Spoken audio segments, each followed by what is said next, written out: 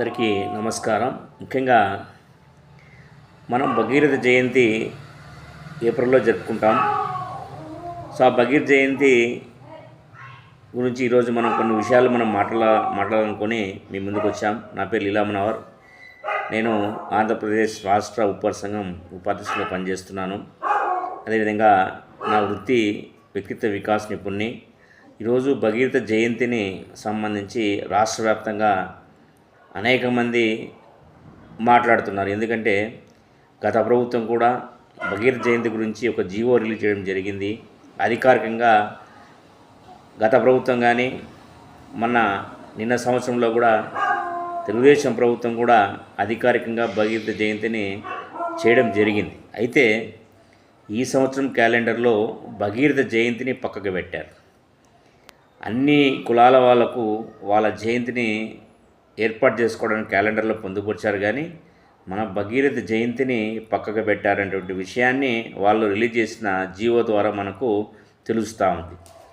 మేము సగరులము, భగీరథ వారసులము, శ్రీరామ అంశం చెందినటువంటి వాళ్ళమనేటువంటి విషయాన్ని ప్రభుత్వం తెలియదనేటువంటి ప్రశ్నిస్తున్నా. ఎందుకంటే మేము కూడా తెలుగుదేశం ప్రభుత్వానికి సపోర్ట్ చేశాము.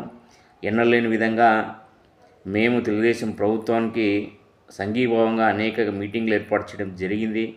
అయితే ఈ చంద్రబాబు నాయుడు గారు ఈ సగరుల యొక్క విశిష్టత, సగరుల యొక్క ఐక్యత తెలుసుకొని సగరులు ఏ విధంగా ప్రభుత్వాలకు ఉపయోగపడతారు, ప్రజలకు ఉపయోగపడతారు, సగరుల యొక్క చరిత్ర ప్రపంచానికి ఏ విధంగా తోడ్పాటు అందించిన విషయాన్ని గ్రహించి తప్పకుండా నారా లోకేష్ గారు కానీ, లేదా బీసీ వెల్ఫేర్ మినిస్టర్ కానీ, లేదా చంద్రబాబు నాయుడు గారు కానీ, సంబంధిత రాష్ట్ర ఎమ్మెల్యేలు 175 మంది కానీ, ఎంపీలు కానీ ఈ విషయాన్ని శ్రద్ధగా లోతుగా శోధించి పరిశీలించి సగరుడు ఎవరు, భగీరథుడు ఎవరు, శ్రీరాముడు ఎవరు, వీళ్ళ చరిత్ర ఏమి, ఇంత ఘన చరిత్ర కలిగినటువంటి సగరులకు భగీరథ జయంతి జరుపుకోవడం అనేది చాలా బాధగా ఉంది.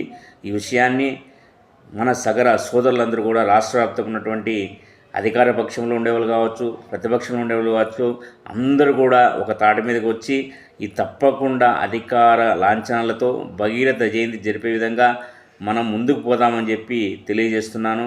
ఎందుకంటే రాబోయే తరంలో మనము విస్మరించడానికి కారణం ఏమంటే మనం రాజకీయంగా ఎవరు కూడా చట్టసభ లేకపోవడమే అని చెప్పి నేను ఘంటాపథంగా చెప్తున్నాను. కాబట్టి రాబోయే రోజుల్లో మనము తప్పకుండా చట్టసభలో ప్రవేశించే విధంగా మనం ప్రయత్నం చేద్దాం.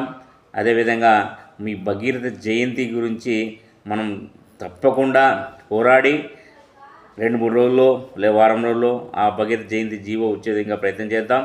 ఇప్పటికే రాష్ట్ర సగర అధ్యక్షులు తాడిశెట్టి గోపి గారు ఈ విషయం బీసీ వెల్ఫేర్ మినిస్టర్ గారి దగ్గర తీసుకెళ్లారు. ఆమె కూడా త్వరలో జీవో ఇస్తానని చెప్పింది. అయితే మనం సాధించుకోవాలి, లేకపోతే మన సగర కులం మన కూడా ఉండదని చెప్పి తెలియజేస్తూ మీ లీలా మనోహర్.